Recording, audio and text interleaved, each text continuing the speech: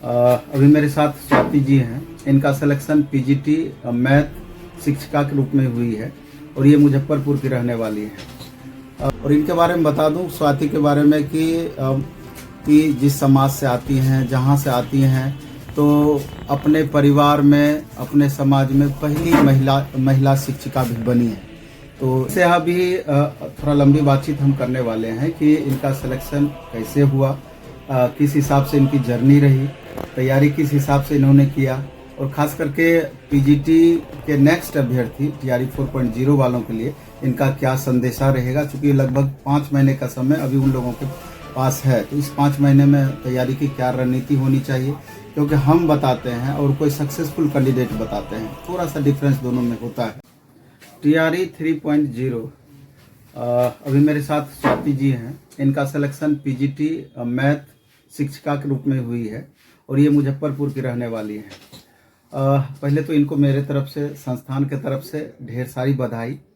इनसे अभी थोड़ा लंबी बातचीत हम करने वाले हैं कि इनका सिलेक्शन कैसे हुआ, किस हिसाब से इनकी जर्नी रही, तैयारी किस हिसाब से इन्होंने किया, और ख़ास करके पीजीटी के नेक्स्ट अभ्यर्थी टीआरई 4.0 वालों के लिए इनका क्या संदेशा रहेगा। चूँकि लगभग 5 महीने का समय अभी उन लोगों के पास है, तो इस 5 महीने में तैयारी की क्या रणनीति होनी चाहिए, क्योंकि हम बताते हैं और कोई सक्सेसफुल कैंडिडेट बताते हैं, थोड़ा सा डिफरेंस दोनों में होता है। आप ज़्यादा सुनना पसंद करते हैं, चूँकि उसी चीज़ को फॉलो करते हुए इन्होंने सफलता हासिल की है, तो सुनने का मन भी करता है। और इनके बारे में बता दूं स्वाति के बारे में कि जिस समाज से आती हैं, जहां से आती हैं, तो अपने परिवार में, अपने समाज में पहली महिला शिक्षिका भी बनी है। तो इन चीज़ों के लिए भी इनको ढेर सारी बधाई कि आपने वहां से निकल करके एक नई जर्नी की शुरुआत की है। तो स्वाति जी, पहले तो हम आपसे ये जानना चाहेंगे, समझना चाहेंगे, इतनी अच्छी सफलता के लिए सबसे बड़ा श्रेय किनको आप देना चाहेंगे। अभी हस्बैंड जी आपके साथ में आए हुए हैं। सबसे पहला श्रेय मेरे हस्बैंड को होगा। बिल्कुल बिल्कुल, बहुत साथ दिया मेरा। वो नहीं होते तो शायद हम यहाँ पे अभी नहीं पहुँच पाते। आप जैसे अन्य महिला कैंडिडेट जिनके खास करके घर में रहती हैं, घर के काम काजों में व्यस्त रहती हैं, लेकिन उनके साथ डिग्री भी है, प्रतिभा भी है, लेकिन वहां से बाहर नहीं निकल पाती हैं, उन लोगों के लिए आपका क्या सजेशन होगा। बाहर नहीं निकल पाती हैं तो वो ऑनलाइन भी क्लास कर सकती हैं, अगर चाहें तो घर से भी हम भी सर ऑनलाइन ही पढ़े थे सर से। यहाँ सिर्फ एडमिशन लेने आए थे और सर से ऑनलाइन ही क्लास किए थे। ऑनलाइन भी ऐसा नहीं लगता है ना कि मतलब जैसे ऑफलाइन और ऑनलाइन में ज्यादा अंतर, मतलब ऑनलाइन भी बहुत अच्छे से प्रिपरेशन हो सकता है। बस सर का गाइडलाइन फॉलो कीजिए। एनसीईआरटी सर ने बोला था पढ़ने के लिए, वो सब हमने फॉलो किया। आप यूँ समझिए कि स्वाति जी का ये कहना है कि अगर आप में इच्छा है, अगर आप अंदर से खुद को बूस्ट करती हैं, अगर आप चाहती हैं कि नहीं हमको ये चीज़ करना ही करना है, तो अर्थ कभी भी बाधाएं नहीं आएंगी। इच्छा शक्ति आपका बुलंद होना चाहिए, क्योंकि अभी तो एक बेहतर अपॉर्चुनिटी मिला है कि एकदम मिनिमम फी में घर बैठे वो सारा कुछ आप हासिल कर सकते हैं, जो पटना में रह करके भी मे बी कि संभव होता है, नहीं होता है।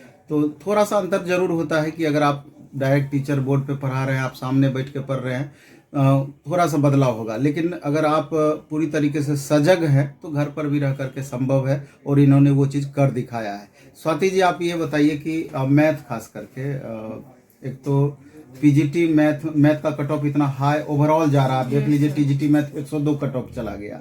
बनिस्पत पीजीटी में अभी बहुत सारे अभ्यर्थी मेरे पास आते हैं कि सर हमारा मैथ जरूर ऑनर्स रहा है, लेकिन आगे चलकर हम सब्जेक्ट बदलना चाहते हैं क्योंकि इसका कट ऑफ बहुत ऊपर जाता है।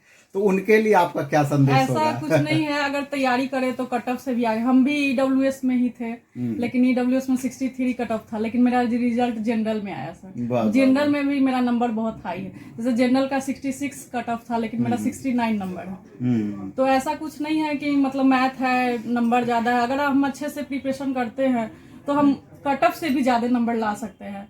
हमारे क्लास में तो लगभग सभी का मतलब ईडब्ल्यूएस में जितनी हम लोग फ्रेंड्स थे ना, सब जनरल में। आपको एक इंटरेस्टिंग बात मैं बता दूं कि जैसे ये जो पढ़ी हैं, कौशलेंद्र सर हमारे यहाँ पीजीटी मैथ के टीचर हैं। बहुत अच्छे टीचर उनके बारे में तो भी बताएंगे, लेकिन आपको ये बताना चाहते हैं कि 140 स्टूडेंट मैथ में अपने यहाँ पीजीटी मैथ में थे, 121 स्टूडेंट का उसमें सिलेक्शन हुआ। अपने आप में समझिए बहुत बड़ी बात है।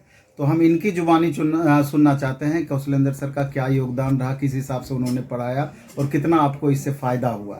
सर बहुत अच्छे से गाइडलाइन दिए हम लोग को, और जो भी क्लास में पढ़ाए, ऐसा नहीं है कि हम ऑनलाइन पढ़े तो हम लोग पे ध्यान नहीं दिए, सिर्फ ऑफलाइन पे ध्यान दिए। हम लोग कभी भी मैसेज करते थे, सर ये समझ में नहीं आया, तो एकदम करंट मैसेज को पढ़ते थे या रिप्लाई देते थे। कभी मतलब जैसे नहीं हुआ तो सर को व्हाट्सएप पे भी मैसेज हम लोग करते थे कि सर ये क्वेश्चन नहीं बन रहा है, तो सर उसको बता देते थे। सर बहुत तरह से हेल्प किए हैं, बहुत ही ईमानदार सर हैं। जैसे ये नहीं है कि हाँ आप ऑनलाइन लिए हैं तो बस पढ़ा रहे हैं, कोई मतलब नहीं है ऑनलाइन स्टूडेंट से।